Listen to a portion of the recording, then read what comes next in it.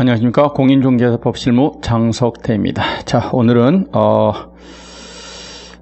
실무편 기출문제 풀어보도록 하겠습니다. 126번, 125번 풀어보도록 하겠습니다. 6번이죠. 126번 실무 문제입니다. 실무편 중에서 중개계약 파트는 최근에 시험에 나온 적이 없어요. 그래서 조사 확인 활동입니다. 기출문제들은 실무편 기출문제들은 대우받아 마땅합니다.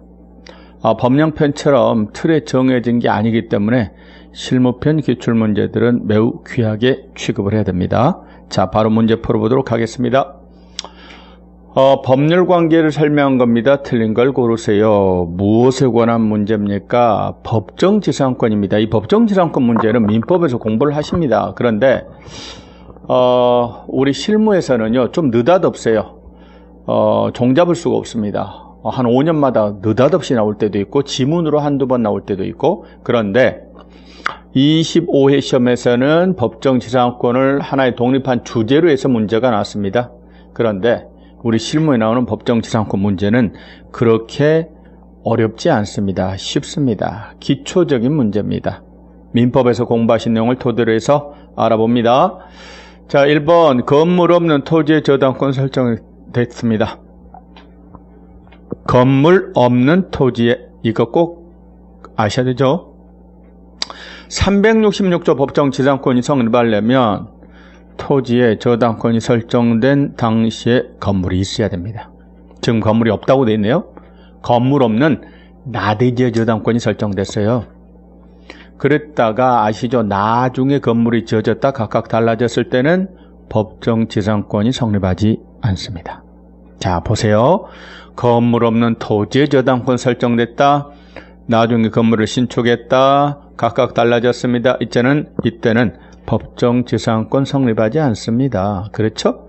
틀린 거 바로 나왔네요. 답은 나왔고, 나머지는 표현들만 주의하실 필요가 있습니다. 자, 이건 305조 법정지상권입니다. 동일 소유자가 속합니다. 건물의 전세권 설정됐다. 이때 대지 소유권의 특별 승계인은 바로 누구? 전세권자다, 설정자에 대해서 지상권을 설정한 것으로 봅니다. 그렇죠? 자, 그 다음에 3번입니다. 지료를 제때 안 내면 소멸 청구에 의해서 지상권을 소멸시킬 수 있습니다. 형성권이라고 그러죠. 2년 이상 지료를 지급하지 않으면 소멸 청구할 수 있습니다. 좋아요. 4번. 지상권자가요, 건물의 소유권, 건물만 처분할 수도 있고 지상권만 처분할 수도 있느냐, 그 이야기입니다. 원래는 건물의 소유권과 지상권은 결합돼서 처분이 돼야 마땅할 겁니다. 그래야 의미가 있죠. 각각 분리처분한다는 건 사실은 말이 안 돼요. 그러나 이론상으로는 각각 독립한 물권이거든요. 예? 그러므로 건물만 처분한다거나 지상권만 처분하는 것도 가능합니다. 그렇습니다. 지상권은 내비둔 채 유보한 채 지상물의 소유권만 양도할 수도 있습니다. 좋아요. 5번. 지상권의 존속기한은 자유롭게 정할 수 있습니다만 다만 최단 기간의 제한은 있습니다. 민법에서 공부합니다. 튼튼한 건물은 몇 년? 30년. 좀 어리버리 건물은 15년. 공작물은 5년. 최단 기간의 제한은 있습니다. 자, 그래서 틀린 것은 몇 번입니까? 1번이 틀렸습니다. 1번이 틀렸습니다. 다음 문제로 넘어가 봅니다. 뭐에 관한 문제입니까? 분묘기득권 관련된 문제, 장사법 관련된 문제입니다. 문중 자연장지를 조성하려고 합니다. 관할 시장 등의 허가를 받아야만 합니다. 조금 24회 문제인데 좀 생뚱맞는 문제이긴 해요. 자, 지금 자연장지를 조성하려고 합니다. 자연장지에는 이 4가지 종류가 있죠. 개인 자연장지가 있습니다. 그러시고 뭐가 있고요. 가족 자연장지가 있습니다. 종중, 문중 자연장지가 있습니다. 법인 자연장지가 있습니다. 자, 이때 개인 자연장지는 설치하고 나서 30일 이내에 신고하시면 됩니다. 종중과 문중 자연장지, 종중, 문중 가족 종중 문중 자연장지를 설치하고자 할 때는 미리 신고하시고 설치하시면 됩니다.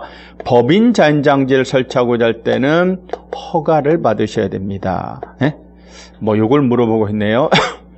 문중 자연장지는 허가 대상이 아닙니다. 종중 문중 자연장지는 뭐만 하면 돼요? 신고만 하시면 됩니다. 더 나아가서 개인과 가족 자연장지 면적은 100제곱미터를 넘어서는 안 됩니다. 1번이 틀린 말입니다. 자, 2번입니다. 남편 분묘 구역 내 처에 분묘를 추가로 설치했습니다. 추가 설치 후 30일 내에 묘지, 관할, 시장 등에게 신고하셔야 됩니다. 그렇습니다. 매장 등을 했을 때도 신고하셔야 됩니다. 30일 이내입니다. 장사법에는 숫자 30이 참 많이 나옵니다. 30일 이내에 신고를 하셔야 됩니다. 맞습니다. 분묘기지권은 뭐예요? 남의 땅에다가 분묘를 설치한 자가 분묘의 수호와 봉제사를 위하여 필요한 범위 내에서 타인의 토지를 사용할 수 있는 권리입니다. 말 그대로 남의 땅을 사용할 수 있는 권리예요. 거기다가 새로운 분묘를 신설할 권리는 없어요. 마음대로 이장할 권리도 없습니다. 분묘기지권은 본질적으로 타인의 토지를 사용할 수 있는 권리니까 지상권과 유사한 물권적 성격을 띈다. 이렇게 말합니다. 좋아요. 4번 분묘기지권은 특별한 약정이 없는 한 분묘의 수호와 봉제사가 계속되고 그 분묘가 존속하는 동안에도 인정됩니다. 4번이 말하고자 하는 것은 분묘기지권의 존속기 아닙니다. 약정이 있으면 약정에 따르시면 됩니다.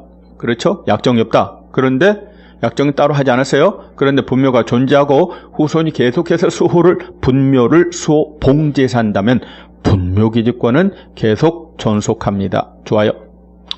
자, 5번은 무엇에 관한 문제입니까? 5번은 이제 장사법 중에 묘지에 관한 문제입니다. 개인 묘지는 설치하고 나서 30일 내에 신고하시면 돼요. 이번엔 묘지입니다. 가족, 종중, 법인 묘지는 전부 다 허가를 받으셔야 됩니다. 자, 이때 개인 묘지는 30제곱미터를 넘어서는 안 되고 가족 묘지는 100제곱미터를 넘어서는 안 되고 종중, 문중 묘지는 1000제곱미터 넘어서는 안 됩니다. 반대로 법인 묘지는 최소 얼마 이상은 돼야 된다? 10만 제곱미터 이상은 돼야 됩니다. 그리고 가족, 종중, 법인, 더나 공설 묘지는 분묘 1기당 점유 면적을 제한하고 있습니다. 얼마요? 10. 합장했을 때는 얼마? 15제곱미터는 넘지 마라. 가족묘지 면적 100제곱미터 이하이어야 합니다. 괜찮습니다. 맞습니다. 자, 그래서 틀린 것은 1번이 틀렸죠. 128번은 분묘기지권에 관한 설명입니다. 틀린 것을 모두 고르시오. 이렇게 물어봤습니다. 1번 장래의 묘소, 흔히 말하는 가묘는 분묘가 아닙니다. 따라서 가묘를 설치하고 분묘기지권을 주장합니다. 인정 안 됩니다. 가묘는 분묘 아닙니다. 분묘에 해당하지 않는다. 기억은 맞습니다. 니은 분묘의 특성상 타인의 승낙 없이 분묘를 설치한 경우에 즉시 분묘기지권을 취득한다. X. 그렇죠? 분묘기지권이 성립하는 경우는 세 가지가 있습니다. 첫째 뭐요? 승낙을 얻어서 분묘를 설치했다. 두 번째, 토지만 처분했어요. 토지에 분묘를 설치한 자가 그 분묘를 이장한다. 이런 특약을 따로 맺지 아니한 채 토지만 처분했습니다. 이때는 분묘기지권 성립합니다. 세 번째 뭐예요? 승낙 없이 설치했어요. 20년간 평온공연하게 분묘기지를 점유함으로써 분묘기지권 취득합니다. 이때는 지로낸다. 무상지로를 본다. 무상지로로 봅니다.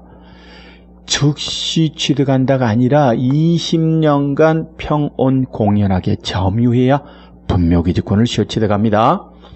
디귿 뭔가요? 뭐죠? 평장 또는 암장돼 있어요. 분묘기지권 인정되지 않습니다. 맞지요? 좋아요.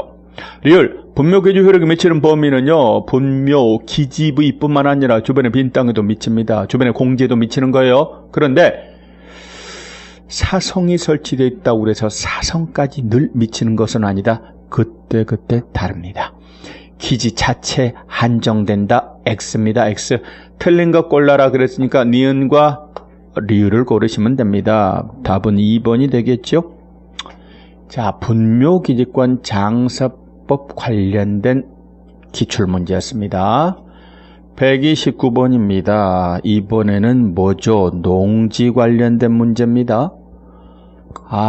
농지 관련된 문제, 농지법에서 공부하시는 내용인데요. 우리 실무 시험에 곧잘 나옵니다. 자, 129번 갑니다. 농지를 매수하려는 의뢰인에게 설명한 내용입니다. 옳은 것을 고르시기 바랍니다. 농지도 전세권을 설정할 수 있다. 근데 이거는 민법 시간에 농경지는 전세권의 목적물로 삼을 수 없다 이렇게 말하거든요. 따라서 1번은 틀렸습니다. 2번은 뭔가요? 전용 협의를 마치 농지를 매수하는 경우에도 농지증이 필요하다. X죠. 농지증이 있어야 되는 경우하고 없어도 되는 경우를 한번 구별을 해봅시다. 웬만하면 농지증은 없다. 있어야 한다. 웬만하면 있어야 됩니다. 매매로 취득합니다. 증여로 취득합니다. 교환으로 취득합니다. 있어야 합니다. 웬만하면 판결로 취득합니다. 조서로 취득합니다. 웬만하면 있어야 된다니까요. 경매로 취득합니다. 공매로 취득합니다. 웬만하면 있어야 됩니다. 그렇습니다. 자, 그러시고 녹지적 안에 있는 농지입니다. 녹지적 안에 있는 농지도 농지증은 없다. 있어야 한다. 있어야 됩니다. 단 이제 비교되는 게 도시지역 중에서 주거지역, 상업지역, 공업지역입니다. 주거, 상업, 공업지역 안에 농지 있을 수 있잖아요. 이미 주거, 상업, 공업용으로 쓸 것이 예정되어 있습니다. 없어도 됩니다. 자, 그런데 녹지적 안에 있긴 합니다만, 녹지적 안에 있습니다만 그 중에 도시계획 사업에 사용될 예정입니다. 다른 용도로 쓸 것이 예정되어 있다면 있어야 된다. 없어도 된다. 없어도 됩니다. 자, 그리고 주의하실 게 뭐예요? 센 토지거래 허가를 받으셨어요. 센 토지거래 허가 받으시면 농지증 없어도 됩니다. 그렇죠? 또 구분하실 게 있죠. 뭐예요? 다음과 같은 네 가지 경우는 주의하셔야 됩니다. 농지증 자체는 있어야 됩니다. 학교가 취득합니다. 주말 체험 영농 목적으로 취득합니다. 또는요, 농지 전용 허가나 신고로 취득합니다. 영농여건 분리 농지를 취득하고자 합니다. 이때는 농지증은 있어야 됩니다. 다만 이때는 경영 목적이 아니니까 농업 경영계획서는 낸다. 안 내도 된다. 안 내도 됩니다. 자, 이것과 비교해서 농지 전용 협의로 취득할 때는 농지 전용 협의로 취득합니다. 없어도 됩니다. 그 밖에 상속으로 취득합니다. 국가나 지자체가 취득합니다. 담보농지를 취득합니다. 이때도 그렇습니다. 없어도 됩니다. 또는 분할 합병합니다. 시효 취득 안 됩니다. 이때도 없어도 됩니다. 자, 그래서 늘 물어볼 때가 많아요. 협의하고 허가신고하고 구별하셔야 됩니다. 협의로 취득할 때는 필요치 않습니다. 자, 따라서 2번도 X네요. 3번 경매로 농지를 취득하려면 농지증이 있어야 됩니다. 그런데 어디가 잘못됐나요? 매수 신청할 때 함께 제출합니다. 이게 아닙니다. 입찰할 때는 농지증을 미리 내는 거 아닙니다. 내고 싶어도 발급받을 수조차도 없습니다. 말이 안 됩니다. X. 4번입니다. 농지 매매가 유효하려면 농지를 구입한 후 1년 안에 농지 소재지로부터 20km 이내 전 가족이 이사를 와야 한다. 이런 말이 있어요? 없어요? 현재 농지법에는 동작거리 제한 제도가 없어졌어요. 서울 사는 사람이 50km, 100km, 200km 떨어진 지방의 농지도 얼마든지 소유할 수 있습니다. 거리는 어디서만 따지냐면 토지거래 허가구역 안에 있는 농지에 대해서 허가를 해줄까 안 해줄까 요 판단의 기준으로는 거리가 30km 이내에 있는가 요거는 따집니다만 농지법 자체에서는 동작거리 제한이 없어졌어요. 자, 그래서 다 X고 그러면 옳은 것은 뭐다? 바로 5번입니다. 농지증은 말 그대로입니다. 농지를 취득하려는 자에게 농지를 취득할 자격이 있다는 것을 증명하는 서면일 뿐 농지 취득의 원인이 되는 법률 행위의 효력 발생 요건은 아닙니다. 맞습니다. 그래서 옳은 건 몇 번? 5번이 답이 될 겁니다. 자, 농지 문제가 26회 때도 나왔네요. 자, 조금 전통적인 농지법 출제 분야하고는 조금 다른데 농지 임대차에 관한 지문인데 여러 가지를 임대차 관련된 것들을 묶어봤네요. 자, 봅니다. 공직 취임으로 인하여 일시적으로 농업 경영에 종사하지 아니하게 된 자가 소유하고 있는 농지입니다. 이때는 농사를 짓고 싶어도 지금 질 수가 없는 형편이잖아요. 이때는 예외적으로 임대할 수 있다. 좋아요. 자, 이것도 몇 번 나왔던 기출지문입니다. 농지 임대차 계약은 당연히 서명계약을 원칙으로 합니다. 좋아요. 자, 3번입니다. 농지를 임대하고자 합니다. 임대차 기간은 5년 이상으로 정해진다. 참고로 주임법에서는 보호기간이 2년, 상임법은 1년, 농지법상의 농지 임대차 보호기간은 3년입니다. 3년 이상으로 해야 됩니다. 3년. 그래서 3번이 틀렸네요. 4번 농지 임대차에 관해서 임차료 협의가 이루어지지 않으면 조정을 신청할 수 있다. 이런 지문은 좀 처음 보는 낯선 지문인데 시험에 나왔네요. 자, 그리고 이 지문은 많이 쓰인 거죠. 임대인의 지위를 승계한 것으로 봅니다. 농지 중개하실 때는요, 업자가 농지법을 좀 알아야 됩니다. 농지를 취득하시려면 농취증 있어야 되죠. 없으면 등기해주지 않습니다. 농취증 발급에 따른 처리기간, 농취증 발급 시구 읍면장에게 신청합니다. 농업 경영계획서를 내야 될 때는 4일, 안 내도 될 때는 며칠, 2일 안에 농취증 발급을 해주도록 되어 있습니다. 그렇습니다. 자, 그러면 다음 문제로 갑니다. 외국인 토지법 관련된 문제입니다. 외국인 토지법도 매회 나온다 이렇게 보셔야 돼요. 중요하죠. 옳은 것을 고르시기 바랍니다. 대한민국의 토지를 외국인이 취득합니다. 여러 가지 방법이 있습니다. 신고로 취득하는 방법도 있고 허가로 취득하는 방법도 있습니다. 신고로 취득하는 방법에는 계약을 원인으로 취득하는 방법, 계약 외 원인으로 취득하는 방법이 있고, 여기는 뭐예요? 계속 보유 신고입니다. 한국인 한국법인이 외국인 외국법인으로 변경됐다. 국적등이 변경되면 변경된 날로부터 얼마 이내에 6개월 이내에 신고하셔야 돼요. 외토법은 숫자가 6위주로 나옵니다. 얼마요? 6개월 이내 신고. 미신고 거짓 신고하면 100만 원의 과태료 처분입니다. 2번 토지 취득 신고하지 않은 외국인의 과태료 부과 징수를 국토부 장관이 한답니다. 국장이 그렇게 할 일 없나? 외토법에는 행정청 누가 나와요? 토지 소재지 관할 시장 군수구청장만 나와요. 그 시군구청장이 부과 징수하는 겁니다.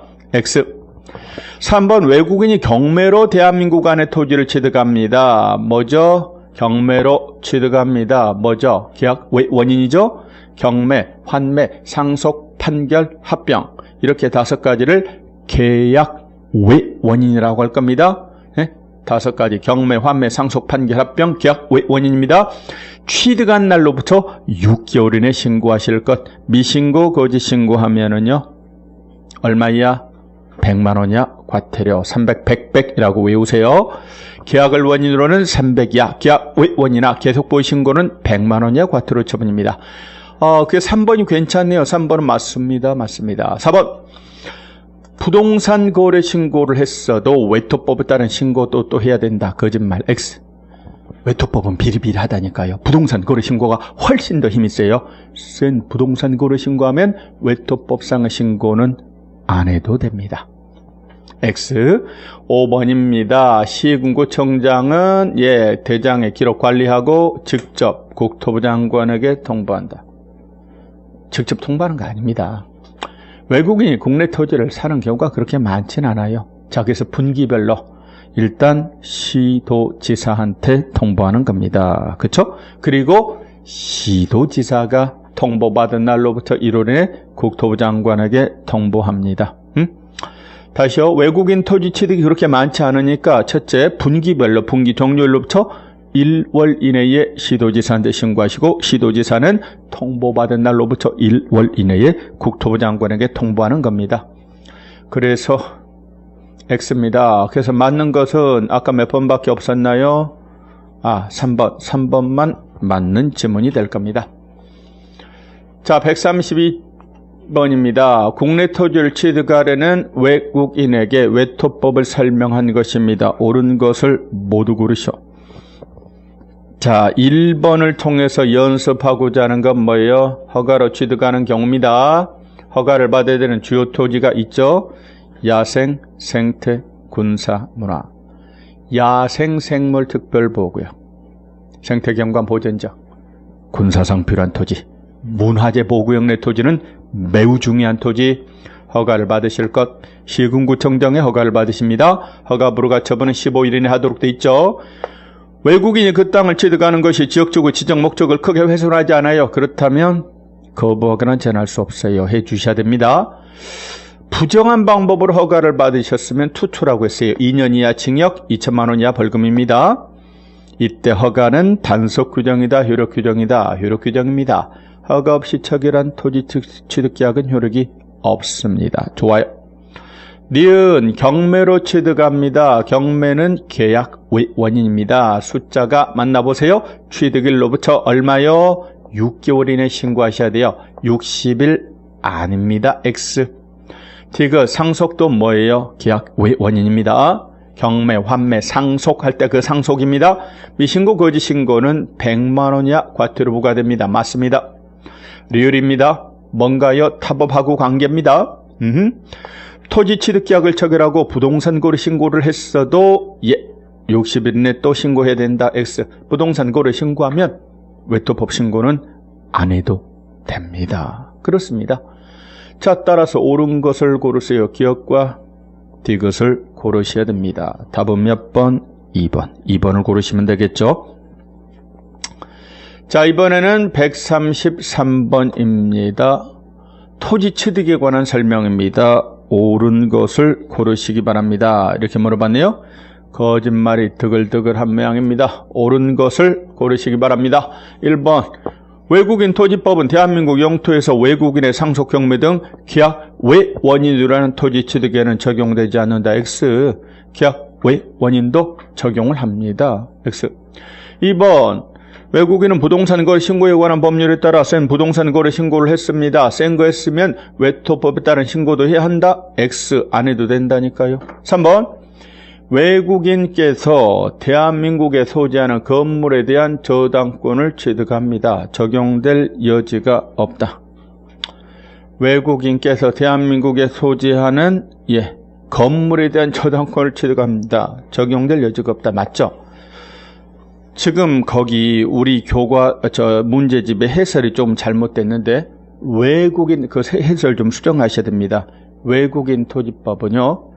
외국인 토지법은 말 그대로입니다. 외국인께서 토지를 취득할 때 적용됩니다. 이때 취득의 개념은 뭐라고요? 소유권을 취득할 때예요. 자, 그런데 거기 해설이 잘못됐으니까 주의하셔야 돼요. 소유권의 권리를 취득합니다. 대표적으로 지상권을 취득합니다. 지상권 취득할 때는 적용 대상이다 아니다. 오로지 소유권을 취득할 때, 토지의 소유권을 취득할 때 적용합니다. 양도할 때는 적용 대상이 되는 게 아닙니다. 토지를 취득할 때입니다. 건물만에 관한 권리를 취득할 때는 아무 상관이 없어요. 그러나 토지 건물을 일괄 매수할 때는 토지 부분이 있으므로 그렇습니다. 외국인 토지법에 적용됩니다. 외국인이 취득할 때입니다. 이때 외국인의 범위도 공부하신 적 있어요. 대한민국 국적이 없는 자연인인 외국인 외토법 적용받습니다. 법인이나 단체도 적용됩니다. 외국법에 의해서 만들어진 법인단체 당연히 적용됩니다. 한국법에 의해서 만들어졌어도 첫째, 사원 구성원의 2분의 1 이상 외국인, 두 번째, 임원의 2분의 1 이상 외국인, 세 번째, 자본금 의결권의 2분의 1 이상을 외국인 외국법인 단체가 가지고 있으면 적용을 받습니다. 자, 3번 건물의 저당권은 적용될 여지가 없다. 맞죠? 3번 맞습니다. 근데 그 해설에는 소유권과 지상권을 취득한 경우만, 그런데 그 지상권은 빼세요. 소유권을 취득할 때만 적용됩니다. 해설을 수정하시기 바랍니다. 그 잘못 모르고 작업이 됐네요. 자, 4번입니다. 외국법에 따라 설립된 법인데 구성원의 2분의 1 이상의 대한민국 국민입니다. 그러면 그 말은 뒤집어 말하면 나머지 2분의 1은 외국인이라 그 말입니다. 딱 절반입니다. 2분의 1 이상이 외국인일 때 이 법의 적용 대상입니다. 따라서 그때는 외국인에 해당이 됩니다. 그렇습니다. X. 전원이 외국인으로 구성된 비법인 사단입니다. 외국인 해당되지 아니한다. X. 예? 법인뿐만 아니라 단체도 적용 대상이 된다니까요. 예? 단체도 적용 대상이 됩니다. 그런데 사원 구성원이 전원이요. 사원 구성원이 전원이 외국인입니다. 외국법은 외국단체입니다. 당연히 애토법에 적용을 받는 겁니다. X. 그래서 옳은 것은 잠깐만요. 옳은 거. 예, 3번이죠. 건물에 관한 저당권을 취득할 때는 적용될 여지가 없다. 그렇습니다. 자, 4번 외국인에 해당되지 아니한다. X. 외국인에 해당되지 아니한다. X입니다. 답은 3번입니다. 자, 다음 문제는 뭔가요? 134번서부터는 확인설명서 관련된 내용입니다. 근데요, 확인설명서 관련된 문제가요, 134, 35, 36, 37, 38, 39, 140, 141번까지가 전부 다 확인설명서 작성 요령에 관한 문제예요. 보세요. 많이 나오죠? 하여튼 거의 2문제 가까이 나오는 거예요. 예? 한 문제 이상, 한 1.6문제 정도 오는데 거의 2문제 정도라고 보시면 돼요. 그 확인설명서는 귀찮더라도 소식과 그 작성 요령을 다 귀찮더라도 외우셔야 돼요. 외우셔야 됩니다. 자, 먼저 확인설명서 개공의 기본 확인사항이 아닌 것을 고르세요. 이렇게 물어봤습니다. 뭐는 짚으셔야 돼요. 기본 확인사항과 세부 확인사항은 구별을 하셔야 됩니다. 기본 확인사항은 1번에서부터 8번까지를 기본 확인사항이라고 합니다. 그렇죠? 1번에서부터 8번 그리고 9번에서부터 12번까지를 세부 확인사항이라고 합니다. 기본 확인사항에 속하는 것들은 1번 대상 물건의 표시, 2번 권리관계에 관한 사항, 3번 토지이용계 공법상 이용자 및 거래규제, 4번, 5번, 6번을 입, 관, 비 이렇게 외우시라고 그랬어요. 입지조건, 관리 관한 사항, 비선호 시설입니다. 그 다음에 7번은 거래 예정 금액입니다. 그렇죠. 그리고 8번은 취득조세의 종류 및 세율입니다. 9번은 실제 권리 관계고요. 10번이 내외부 시설물의 상태입니다. 11번은 벽면과 도배 상태를 말합니다. 벽면과 도배 상태. 마지막 12번은 일조소음, 진동 같은 환경 조건입니다. 먼저 기본 확인사항은요, 어떻게 해요? 개공이 확인하여 적습니다. 세부 확인사항은 자료를 요구하여 확인하여 적습니다. 다만 실제 권리관계는 고지받은 사항을 적습니다. 이렇게 말하죠. 자, 그래서 먼저 기본 확인사항이 아닌 걸 고르세요. 권리관계 기본입니다. 입지조건 기본입니다. 비선호시설 입지조건입니다. 취득부담 조세 종류 세율 입지조건입니다. 뭐요? 내부 시설물의 상태는 뭐죠? 세부 확인사항에 속합니다. 따라서 정답은 몇 번? 4번. 쉽게 고를 수 있습니다. 어쨌든 꼭 구분하셔야 돼요. 연달아 지금 문제를 묻고 있거든요. 보세요. 또 나오네요. 135번도. 기본 확인사항에 해당하지 않는 걸 고르세요. 입지조건입니다. 기본 확인사항입니다. 실제 권리관계는 세부 확인사항이고 예정금액 기본, 취득부담 조세 종류 세율 기본, 비선호시설도 기본입니다. 답은 2번. 얘만 세부 확인사항입니다. 네? 요게 계속 물어보고 있다니까요. 또 연달아 3번 나왔네요. 그렇습니다. 136번에 보니까 여기도 마찬가지입니다.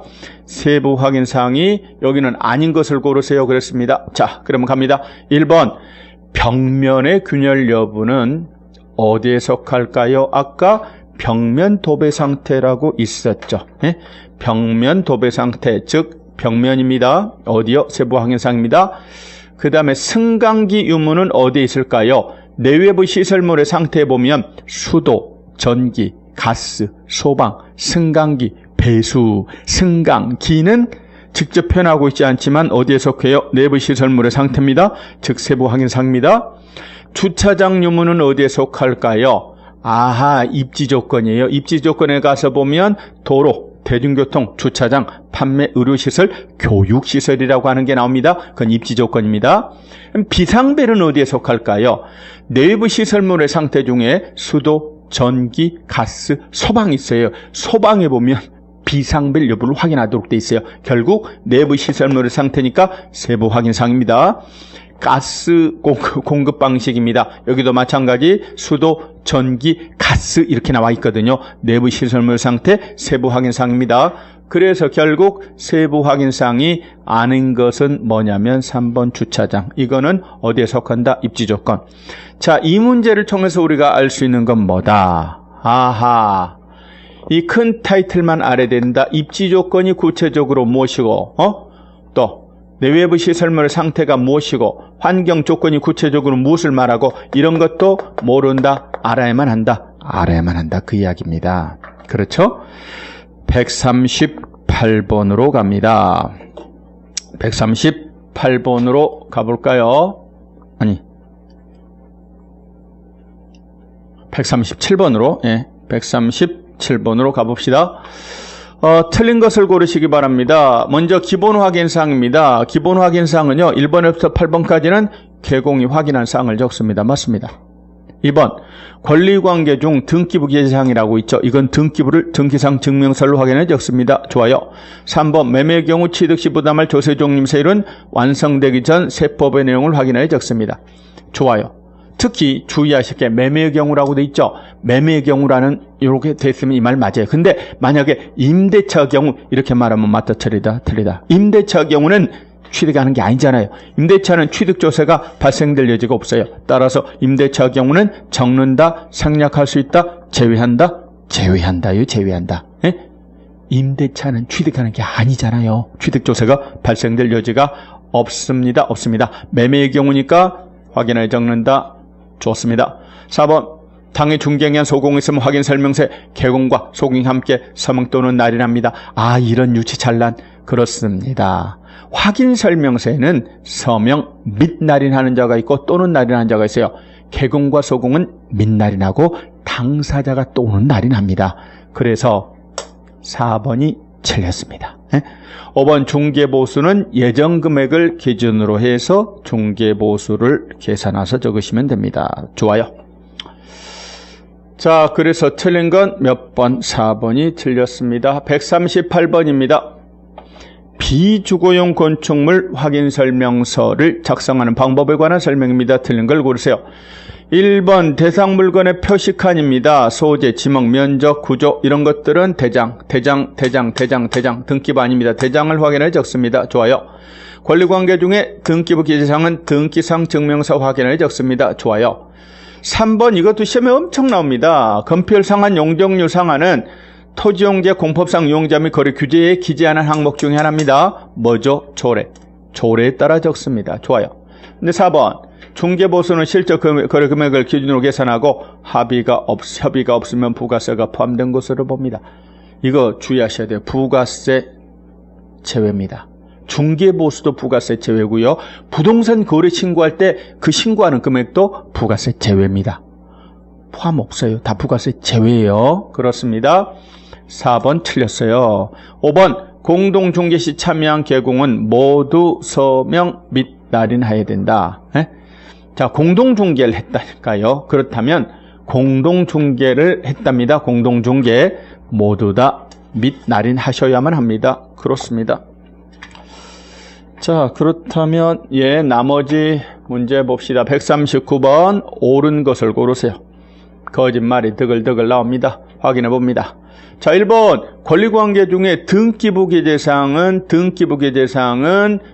권리관계 중에 등기부 기재사항은 기본 확인사항입니다. 자, 그런데 실제 권리관계, 공시되지 않은 물건의 권리관계에 관한 사항은 세부 확인사항에 속하는 겁니다. 맞습니다. 1번이 맞네요. 똑같은 권리관계여도 등기부 기재사항은 기본 확인사항이고 실제 권리관계 등은 세부 확인사항에 속하는 겁니다. 맞습니다. 2번, 건폐율 상한, 용적률 상한은 금방도 나왔죠. 지군 조례를 봅니다. 토지용계 확인서 아닙니다. X. 3번, 거래 예정 금액은 세부 확인사항으로 완성된 때 거래 금액을 기재합니다. 거래 예정 금액은 세부 확인사항입니까? 기본 확인사항입니까?